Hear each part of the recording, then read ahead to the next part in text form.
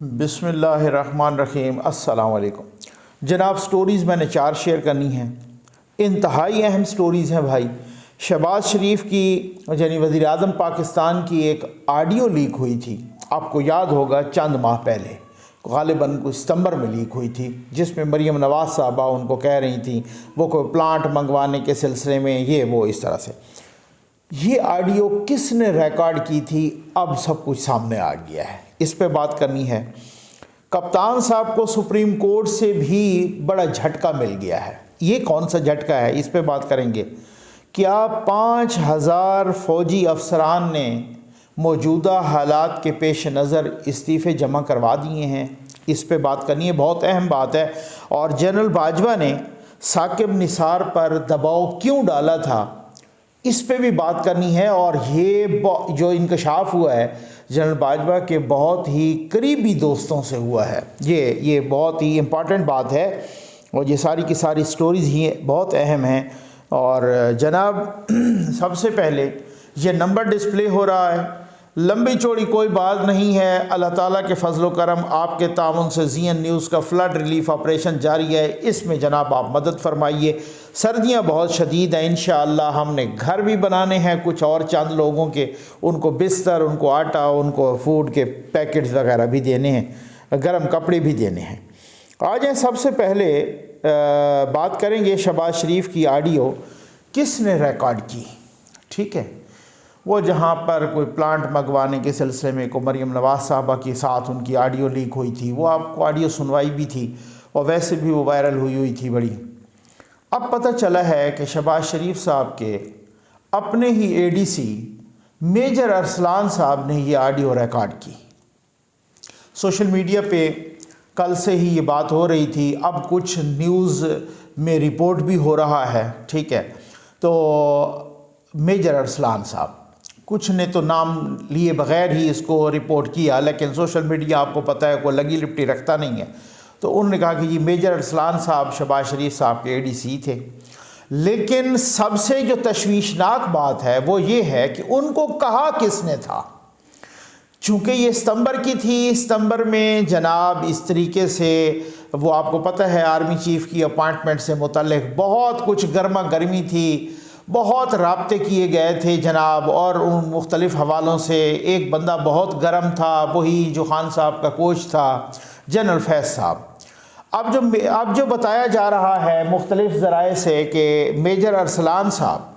جو کہ شہباز شریف صاحب کے ہی اے ڈی سی تھے، انہوں نے یہ آڈیو ریکارڈ کی۔ اب موجودہ D G I S I جناب جنرل ندیم انجم صاحب نے ان کو اپنی تحویل میں لیا ہے، یعنی ان کو گرفتار کیا ہوا ہے، اور وہ انہوں نے آ کے رپورٹ بھی کیا ہے D G I S I نے وزیر اعظم صاحب کو کہ ہم ان سے پوچھ گچھ کر رہے ہیں۔ اب یہ پتہ چلا ہے کہ انہوں نے یہ آڈیو شہباز شریف صاحب کی وزیر اعظم کی جنرل فیض حمید کے کہنے پر یہ آڈیو ریکارڈ کی، اور بتایا یہ جا رہا ہے کہ وہ کہہ رہے ہیں کہ میں مسلسل ان کے ساتھ بھاولپور میں رابطے میں تھا، اور انہوں نے ہی مجھے ایک خاص قسم کا فون دیا تھا، اس فون پر میں نے یہ آڈیو ریکارڈ کی ہے، یہ آپ دیکھ لیجئے، یا جو بھی ڈیوائس انہوں نے دی تھی تو یہ جنرل فیض صاحب نے، کیونکہ اس وقت وہ منتیں ترلے کر رہے تھے، گٹے گوڑے پکڑ رہے تھے، پیغامات بھیج رہے تھے، لندن بھی یہاں پر بھی پوری تابعداری کرنے کی قسمیں کھا رہے تھے، وعدے وعید ہو رہے تھے کہ جناب آپ مجھے بنا دیں۔ مجھے تو یہاں تک بھی پتہ چلا تھا، آپ یقین کیجئے میں معلومات کی بنیاد پہ کہہ رہا ہوں، کہ لوگ غیر سیاسی کچھ لوگ کہہ رہے تھے کہ جناب جنرل فیض صاحب کے کیمپ کے کچھ لوگ کہہ رہے تھے، یوں سمجھ لیجئے کہ اگر جنرل فیض کو انہوں نے آرمی چیف بنا دیا تو وہ تو عمران خان کا بیڑا غرق کر کے رکھ دے گا۔ اس نے یہاں تک بھی کہا ہے، یہاں تک بھی پیغام رسانی کی ہے، لیکن وہ آپ کو پتہ ہے شاید وہ نواز شریف صاحب کو جانتے نہیں تھے، ان کی طبیعت نہیں جانتے تھے، انہوں نے نہیں بنایا۔ تو یہ ایک آپ ستم ظریفی دیکھیے کس طریقے کی وزیر اعظم کی آڈیو کس طرح سے ریکارڈ کی گئی، ٹھیک ہے جی۔ اچھا، اب لیکن اس ریکارڈنگ میں سب سے، کیونکہ میں اپنے ایک اصول پہ قائم ہوں کہ اگر کوئی غلط بات کر رہا ہے، کوئی ملک کے خلاف کر رہا ہے، کوئی چوری چھپے اس طرح کی بات کر رہا ہے جو اس کے شایان شان نہیں، تو اس کو ریکارڈ کرنے میں ان کو قوم کے سامنے یہ باتیں آنی چاہیے۔ اس میں وزیر اعظم صاحب نے کچھ بھی نہیں کہا، اس میں الٹا وزیر اعظم صاحب جو وہ مریم نواز صاحبہ کے حوالے سے تھی، وہ یعنی کہ مریم نواز صاحبہ کے ساتھ نہیں تھی بلکہ مریم نواز صاحبہ ان کے اپنے پرنسپل سیکرٹری توقیر شاہ صاحب کے ساتھ تھی گفتگو کہ جناب وہ انہوں نے یہ کہا، تو انہوں نے کہا کہ نہیں آپ ان کو یہ کہہ دیں۔ وزیر اعظم صاحب نے مکمل طور پہ کوئی ایسی اس آڈیو میں غلط بات نہیں کی تھی، الٹا یہ کہا تھا کہ نہیں آپ ان کو یہ کلیریفیکیشن دے دیں۔ تو یہ آپ اندازہ کیجئے، اس کا مطلب ہے کہ کچھ نہیں ملا تو انہوں نے کوئی بھی آڈیو لیک کر دی، اور یہ ایک پریشر ٹیکٹکس ہو سکتا ہے کہ اس وقت جس طریقے سے کہ جی یہ کہنے کا شاید میسج دے رہے تھے کہ میرے پاس کچھ اور آڈیوز بھی ہیں، میں وہ بھی آڈیو یا ویڈیو میں لیک کر سکتا ہوں، لیکن ان کے پاس ظاہر ہے کچھ نہیں تھا، جن کی تھیں تو پھر آپ کو پتہ ہے۔ اور آجائیں جناب، یہ کیا چکر ہے کہ 5000 فوجی افسران کے استعفے۔ ہوا کیا ہے اصل میں؟ ہوا یہ ہے کہ ایک صاحب ہیں جن کا نام ہے میجر ریٹائرڈ عادل راجہ، ان پر پاکستان میں متعدد FIRs ہیں، ان پر کتنے فراڈ کے کیسز ہیں، ان پر سب کچھ۔ انہوں نے جب بولنا شروع کیا سابقہ اسٹیبلشمنٹ کے خلاف تو وہ پھر باہر بھاگ گیا، آج بھی وہ باہر بیٹھا ہے۔ میں نے ایک غیر سیاسی ذریعے سے یہ سوال کیا تھا، میں نے کہا آپ نے ان کو باہر جانے کیوں دیا ہے؟ تو وہ مجھے آگے سے جواب ملا کہ یہ ہم سے سب سے بڑی غلطی ہوئی ہے۔ اب آپ اندازہ تو کیجئے کہ کوئی جس کو بھی وہ جناب وہ باہر چلا گیا اور وہاں پہ وہ جا کے وہ جس طرح کی اوٹ پٹانگ مار رہا ہے اور صرف وہ پاک فوج کے ادارے کو ہٹ کر رہا ہے، اس کا کوئی کچھ نہیں بگاڑ سکتا۔ انہوں نے یہ ایک ٹویٹ کی میجر عادل راجہ، اور وہ ہر وقت شرلی چھوڑتا رہتا ہے، وہ ہر وقت اس طریقے کی جھوٹ اور غلط بیانی کرتا رہتا ہے جیسے اس پر کوئی نعوذ باللہ کو الہام ہو رہا ہو کہ جی بس وہ خاموش مجاہد اور پتہ نہیں کیا کیا، اور آگے اس کو بھی پتہ چل گیا ہے کہ جس کو میں نے الو بنانا ہے، جس کو میں نے چونا لگانا ہے وہ یوتھی ہیں، اور یوتھیوں کا اپر چیمبر فارغ ہے، تو وہ اس حوالے سے ان کو ان کی مرضی جو بھی کہہ دیں، ٹھیک ہے نا، یوتھیوں نے اعتبار کر لینا ہے۔ اب یہ عادل راجہ کہہ رہا ہے کہ یہ ایک حقیقت ہے کہ حالات کو دیکھتے ہوئے ہزاروں کی تعداد میں پاک فوج کے افسران عزت کے ساتھ فوج چھوڑنا چاہتے ہیں، جو ان کا قانونی حق ہے۔ اب آپ اندازہ کیجئے، عمران ریاض خان صاحب جو پکا یوتھیا ہے، اور عمران ریاض خان صاحب نے یہ ٹویٹ کیا کہ میجر ریٹائرڈ عادل راجہ کے بقول حالات کے پیش نظر پاک فوج کے 5000 سے زائد آفیسرز اپنے استعفے جمع کروا چکے ہیں۔ یہ خبر کسی دھماکے سے کم نہیں ہے۔ آفیشل DG ISPR کو کوٹ کر کے وہ کہہ رہے ہیں، کیا یہ روٹین کا معاملہ ہے یا واقعی حالات کی ستم ظریفی؟ اس ادارے میں جانے کے تو نوجوان خواب دیکھتے ہیں۔ اب آپ اندازہ کیجئے اگر ان لوگوں کو آج FIA کارروائی کرے، کیونکہ یہ انڈائریکٹ ایک وہی بات ہے، کان کو دوسرے طریقے سے ہاتھ لگایا جا رہا ہے، جو بات شہباز گل نے ARY پر کی، اور شہباز گل کی جان آج تک نہیں چھوٹ رہی، پہلے بھی وہ ہوئے تھے اور وہ رونے لگے تھے، اب اس کو یہ جو ہے نا مطلب وہ یہ پوچھ رہے ہیں عمران ریاض۔ تو اب آپ اندازہ کیجئے، یہ ہم نے معلوم کیا ہے، پتہ کیا ہے میں نے سورسز سے، بالکل بے بنیاد بات ہے۔ بھائی جو افسران ہیں، جنرل باجوہ کے دور میں کچھ افسران جبری ریٹائر ہوئے تو وہ اتنے نالاں ہیں، آج تک اتنے نالاں ہیں، مجھے ذاتی طور پہ پتہ ہے، کچھ کا ڈیفینیٹلی ہو سکتا ہے کچھ کا قصور نہ ہو یا کم قصور ہو اور کچھ کا زیادہ قصور ہو، لیکن وہ کوئی اتنی بڑی تعداد میں نہیں تھے، وہ چند سو ہوں گے، لیکن پھر بھی وہ اتنے نالاں ہیں کہ مجھے پتہ ہے کون ہے آفیسر جو حالات کے پیش نظر جناب اس نے یہ صرف اور صرف آرمی کا مورال ڈاؤن کرنے کے لیے، یہ صرف اور صرف پاک فوج جیسے عظیم ادارے کا مورال ڈاؤن کرنے کے لیے، ان کا صرف اور صرف ان میں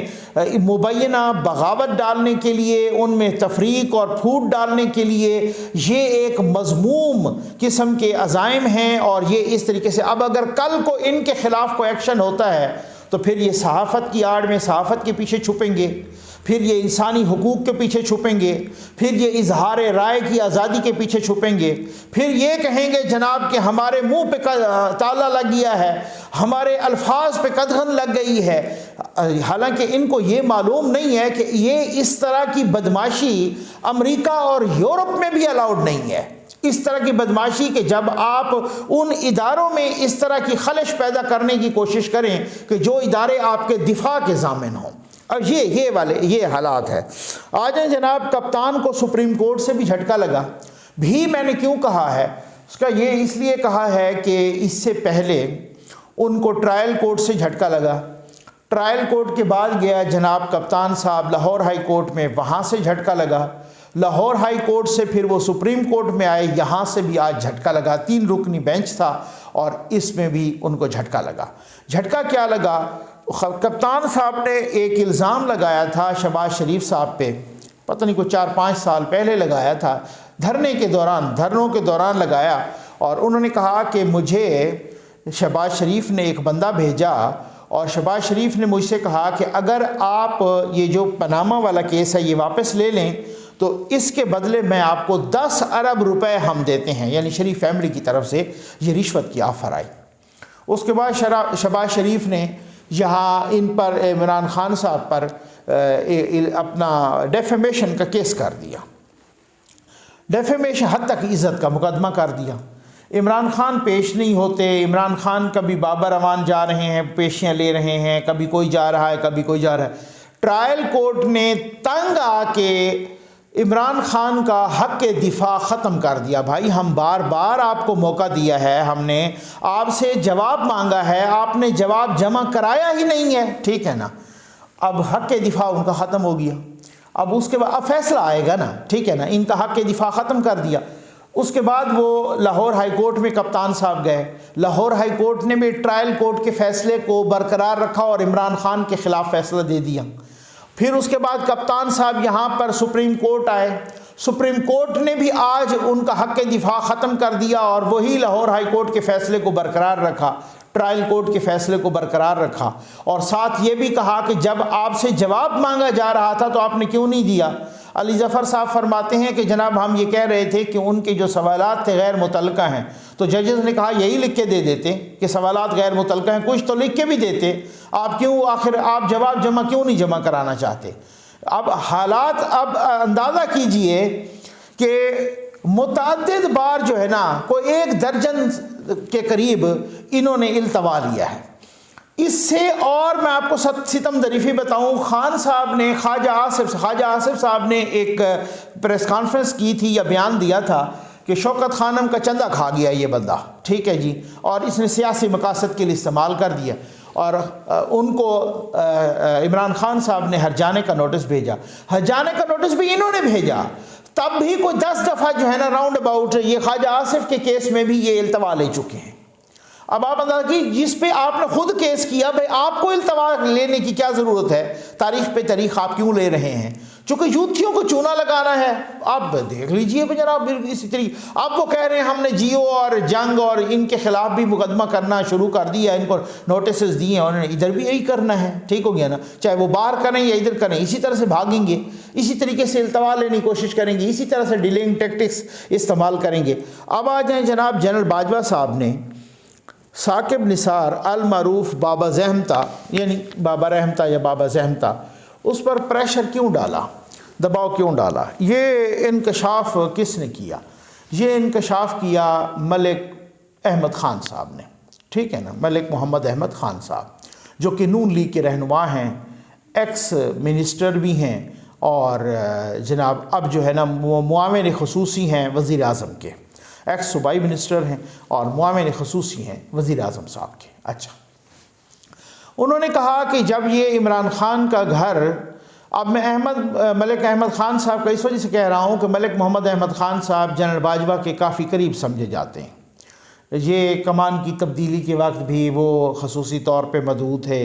اس سے پہلے بھی کچھ ذرائع نے بتایا کہ جو لوگ سفارش کرنے کے لیے جنرل باجوہ کی ایکسٹینشن کی سفارش کرنے کے لیے گئے تو وہاں ملک احمد خان صاحب بھی پیش تھے اور وہ بھی ان کی وکالت کر رہے تھے، تو اس کا مطلب یہ ہے کہ ملک احمد خان صاحب سے جنرل باجوہ کی بڑی اچھی دوستی تھی اور وہ کسی کے توسط سے تھی، ٹھیک ہے۔ اچھا،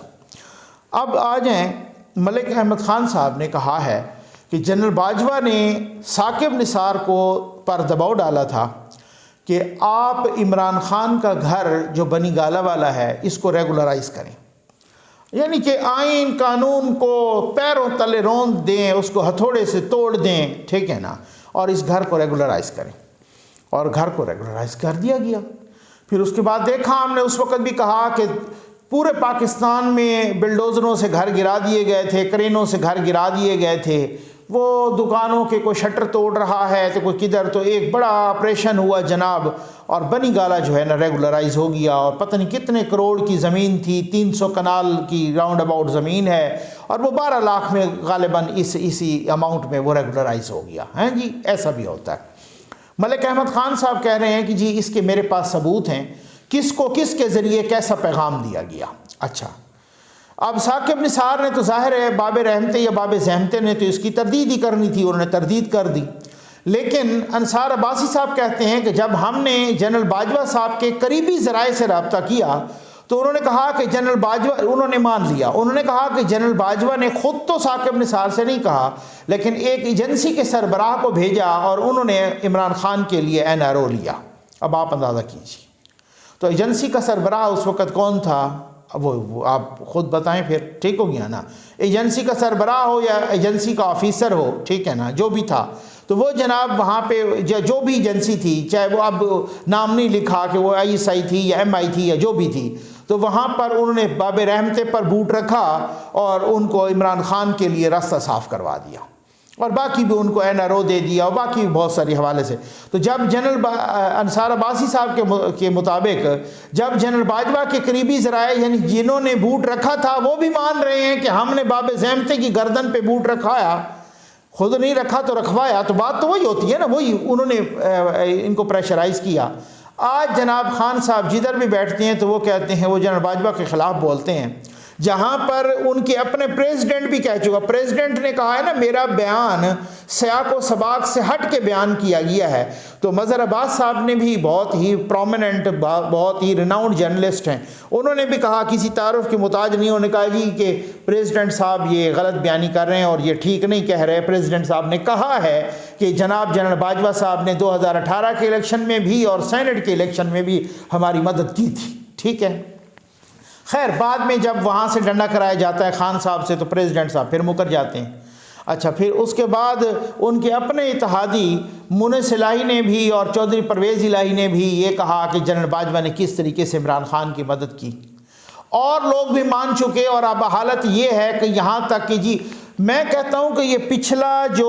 تقریباً 3.25 سال کا دور، یہ پاکستان کی سیاسی تاریخ، عدالتی تاریخ، ملٹری تاریخ کی میں بے پناہ انکشافات سے بھرا ہوا دور ہے، ٹھیک ہے۔